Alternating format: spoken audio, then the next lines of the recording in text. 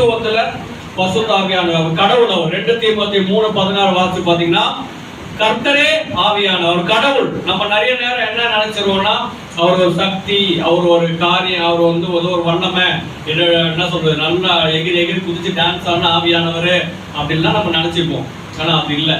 இப்போ அந்நிய பாஷை, இந்த அபிஷேகம்னா பரிசுத்த ஆவியானவர் கொடுக்கிற பரிசு. இப்ப நான் ஒரு பேனா அவங்க ஒரு கிஃப்ட் கொடுக்குறேன்னு வச்சுங்களேன், நான் ஒரு கிஃப்ட் கொடுக்குறேன். உங்க கிஃப்ட் உங்க வீட்டுல, நான் கொடுத்த கிஃப்ட் உங்க வீட்டுல இருக்கிறதுனால ஜான் உங்க வீட்டுல இருக்கிற அர்த்தம் கிடையாது. அப்படிதான் நான் ஒரு கிஃப்ட் இல்ல, நான் ஒரு கிஃப்ட் கொடுக்குறேன், அந்த கிஃப்ட் உங்க வீட்டுல இருக்கிறதுனால ஜான் இருக்கிறான்னு அர்த்தம் இல்ல, கிஃப்ட் தான் வீட்டுல இருக்கும் போல. அது மாதிரி பரிசுத்த ஆவியான அபிஷேகம், அந்நிய பாஷை வரலாம் இருக்குது, நல்லா தீர்க்கதரிசன வரலாம் இருக்குது, நல்லா ஜெபம் பண்ண வியாதி எல்லாம் சுகமாகுது அப்படின்றதுனால ஆவியான வரங்கள் இருந்தால் ஆவியானவர் கூட இருக்கிற அர்த்தம் இல்லை. ஆவியானவர் இல்லாம இந்த வரங்கள்லாம் செயல்படும். ஆண்டவர் கொடுத்துட்டா மறுபடியும் அதை எடுக்க மாட்டேன், சில்லற மேட்டர் தூக்கி போடாது, போய் போய் தொலை அப்படின்னு விட்டுருவார். நீங்க பைபிளை வாசி பார்த்தா தெரியும். அப்போ இந்த ஆவியானவர் கடவுள். அந்த கடவுள் நம்மளோட இருந்தா இருக்கிற ஆசீர்வாதம். ஆதியாகமம் 41 அதிகாரம் 51 வசனம் வாசிப்பேன். யோசேப்பு என் வருத்தம் யாவையும் என் தகப்பனுடைய குடும்பம் அனைத்தையும் நான் மறக்கும்படி தேவன் பண்ணினார் என்று சொல்லி மூத்தவனுக்கு மனாசே என்று பெயரிட்டான். இந்த அப்போஸ்தலர் நடபடிகளை வாசி பார்த்தா 7வது அதிகாரத்தை நீங்க வாசிங்கன்னா, 7வது அதிகாரத்துல இந்த இப்ப பிலிப்பு கூட ஃப்ரெண்டு ஸ்தேவான கல்லாலே அடிச்சு சாகடிச்சிட்டாங்க. அவர் கூட பிலிப்பு கூட இருந்து ஒன்னா சாப்பிட்டு, ஒன்னா படுத்து, ஒன்னா தூங்கி, ஒன்னா போய் ஊழியம் பண்ணி எல்லாம் கூடவே இருந்த ஸ்தேவான கல்லாலே அடிச்சு சாகடிச்சிட்டாங்க. நம்ம வாழ்க்கையில இப்படி நம்ம நண்பர்களுக்கு யாராவது ஒன்று நடந்தா நம்ம மூளையில ஒடுங்கி போய் உட்கார்ந்துட்டு இருப்போம். ஆனா பைபிள் சொல்லுது, பரிசுத்த ஆவியானவர் எழுப்பி ஊழியம் பண்ணும்படி அனுப்பினார். அவர் உற்சாகமாய் ஊழியம் பண்ணி பெரிய கோடீஸ்வரர் ரட்சிப்புக்குள்ள நடத்தினார். ஹல்லேலூயா. அந்த கவலையில ஒடுங்கி உட்காராதபடி எப்படி அவரால் நடக்க முடியுது? ஒரு காரியம், பரிசுத்த ஆவியானவரோட கூட இருந்தா. அப்ப பரிசுத்த ஆவியானவர் நம்மளோட கூட இருந்தா நம்ம வாழ்க்கையில கடந்த நாட்கள்ல வந்த கவலைகள், பிரச்சனைகள், போராட்டம், அவமானம், நிந்த, பலவிதமான காரியங்களை பார்த்து சோர்ந்து உட்காராதபடி நம்ம எழுப்பி பிரகாசிக்க முடியும் ஆவியானவர் நம்மளோடு கூட இருக்கும்போது. ஹல்லேலூயா. இந்த பிலிப்போட ஆவியானவர் வந்ததுனால அவன் கூட சொந்த என்ன கூட இருந்த ஒரு நண்பன் செத்து போன போதும் அவரால் உற்சாகமா ஊழியம் பண்ண முடிஞ்சது. எனக்கு ஒரு க்ளோஸ் ஃப்ரெண்டு இருந்தான், பரங்கிமல்ல ஒரு ஃப்ரெண்டு ஸ்ரீஜித் சொல்லி. அவன் வந்து பெரிய படிப்பு நிறைய படிச்சிருக்கான். உன் கூட அந்த ஃப்ரெண்டு எப்படி படிச்சான்னு கேட்காரு. நல்லா படிச்சிருக்கிறாரு, நல்ல படிப்பாளி. ஆனா என்னன்னா அப்நார்மலா இருப்பான். அப்படியே நம்ம ஒரு ஜோக் சொன்னோம்னா பல நிமிஷம் கழிச்சு அப்படியா அப்படின்னு ஒரு நார்மலாவே இருக்க மாட்டான். ஏதோ ஒரு நம்ம புரிதலுக்காக சொன்னோம்னா பேய் அடிச்ச மாதிரி இருப்பாங்கல்ல, பேய் அடிச்ச மாதிரி இருப்பான். அப்படி நார்மலாவே இருக்க மாட்டான், ஏதோ ஒரு இழந்த மாதிரி, ஏதோ ஒரு மாதிரி இருப்பான். நான் ஒரு நாள் நான் ஒரு பதிலாம் பேசும்போது ஒரு நாள் தனியா என்கிட்ட சொன்னான், ஜான் இந்த மாதிரி சின்ன வயசுல சைல்டு அபியூஸ் எனக்கு நடந்துச்சு. எங்க சொந்தக்காரையும் என்கிட்ட தப்பா நடப்பாங்க. நான் வந்து சின்ன குழந்தை, அப்போ என்னால என்ன பண்ணுவோன்னு தெரியாது, எங்க வீட்டுல யாருக்கும் சொல்ல முடியாது. அப்படியே என் வாழ்க்கையில இருந்து என்னால நார்மலா இருக்க முடியல, நார்மலா சிரிக்க முடியல.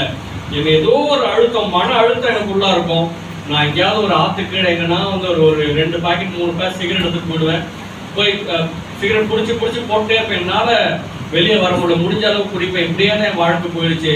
என்னால இவ்வளவு படிச்சோம், என்னால பெரிய ஆளா என்னால மாற முடியல. என் வாழ்க்கையில் நடந்த கஷ்டம். அப்போ நான் கூட சேர்ந்து ஜெபம் பண்ணேன். அப்போ கவலைகள், வாழ்க்கையில சில பிரச்சனைகள், போராட்டம் மன அழுத்தத்துக்குள்ள கொண்டு போய் இல்ல டிப்ரெஷன், நம்மளால செயல்பட முடியாதபடி ஆக்கிடுது. ஆனா அதே மாதிரிதான் பவுலுக்கும் பிலிப்புக்கும் ஆயிருக்கணும்.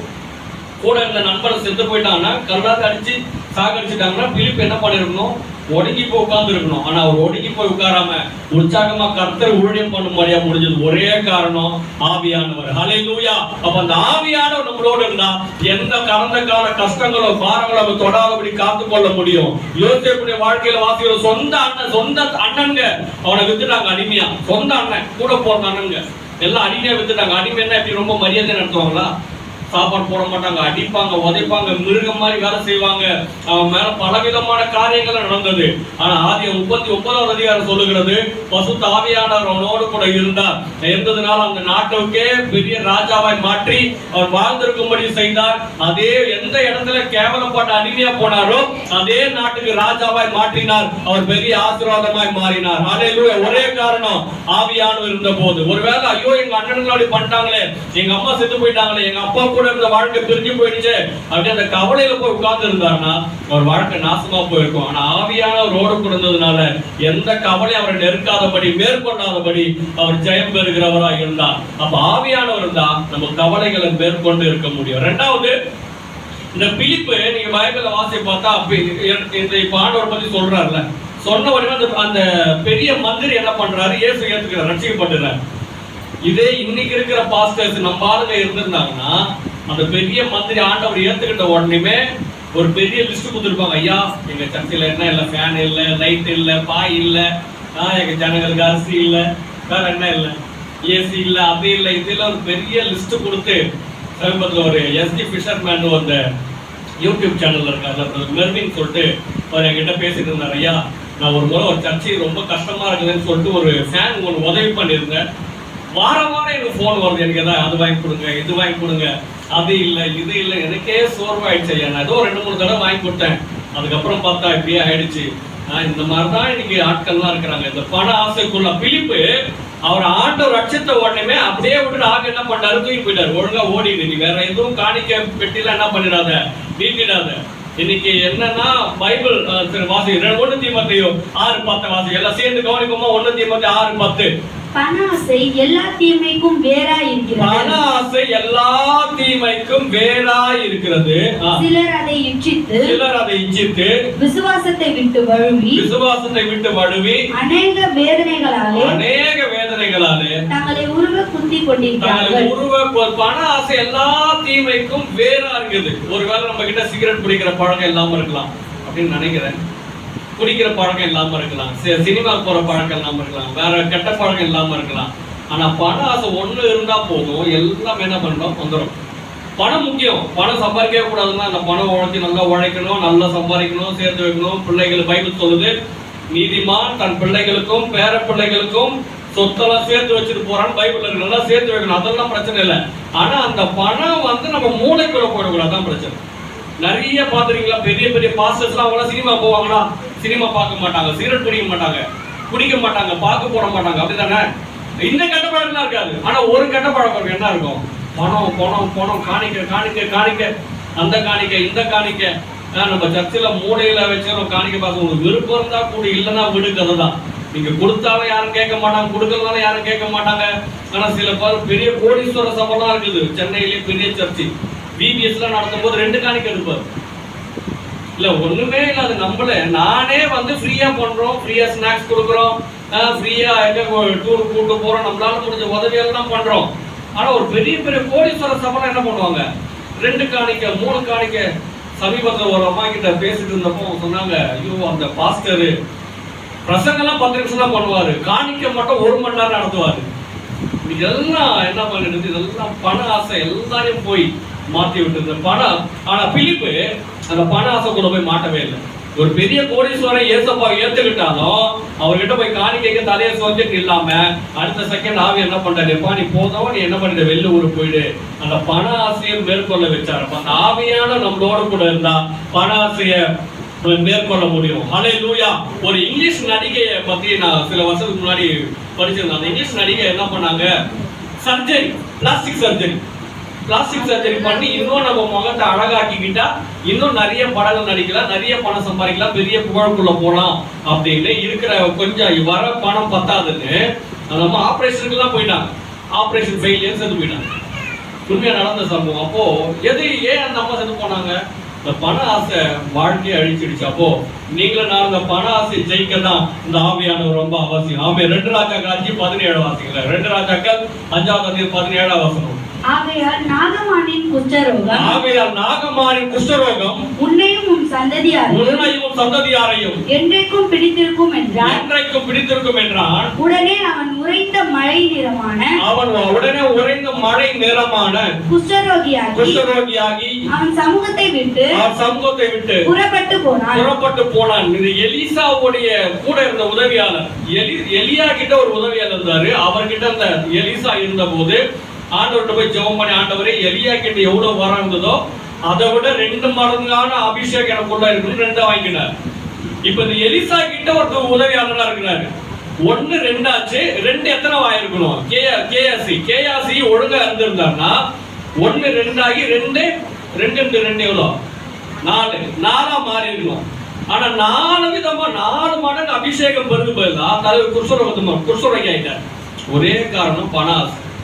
நாகமான்ற ஒரு மந்திரி சுகம் பெற்ற போது இவர் போய் காணிக்க வாங்குறாரு. காணிக்க வாங்கின உடனே வாழ்க்கையில குஷ்டரோகம் வாழ்க்கை இழந்து போயிட்டான்னு பாக்குறோம். அப்ப பண ஆசை வாழ்க்கையில பெரிய இழப்புகளை கொண்டு வந்துச்சு. அப்ப இந்த ஆவியானவர் ரொம்ப முக்கியம்.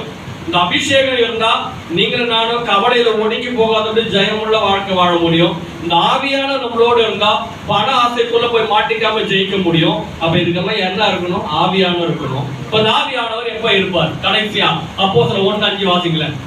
ஆகையால் நீங்கள் எருசலேமை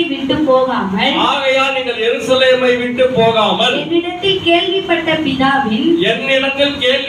பிதாவின் வாக்குத்தத்தம் நிறைவேற, பசுத்த ஆவியானவரை கொடுப்பேன் என்கிற வாக்குத்தத்தம் நிறைவேற காத்திருங்கள் என்று கட்டளையிட்டார். அப்ப ஆவியானவருடைய அபிஷேகம் வாழ்க்கையில வரணும்னா we need to wait and pray. நம்ம ஆண்டவரத்துல காத்திருந்து ஜெபம். நம்ம என்னன்னா நம்ம எல்லாம் இன்ஸ்டன்டா நடந்துடணும் இல்ல. உடனே நம்ம சர்ச்சைக்கு வந்த உடனே நம்ம வீட்டுல இருக்கிற பிரச்சனை மாறிடணும், பொண்ணுக்கு கல்யாணம் ஆயிடணும், பையனுக்கு கல்யாணம் ஆயிடணும், இருக்கிற கெட்ட பழக்கம் மாறிடணும். நம்ம என்ன பண்ணிருப்போம்? எவ்வளவு நாளா கெட்ட பழக்கத்தை விட்டு வச்சிருப்போம், பல வருஷமா விட்டு வச்சிருப்போம். ஆனா சர்ச்சைக்கு ஒரு நாள் என்ன பண்ணிடணும்?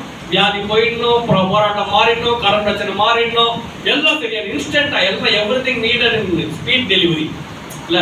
ஆனா ஆண்டவர் அப்படி இல்லை. ஆண்டவர் என்ன பண்றாரு? அபிஷேகம் வேணும்னா ஆவியான வரணும்னா நீ காத்திருந்து ஜெபம் பண்ணணும். அப்போஸ்தலர் 1:13 வாசிச்சு பாத்தீங்கன்னா அந்த காத்திருந்து ஜெபம் பண்ற இடத்துல பிலிப்பு இருக்கிறார்.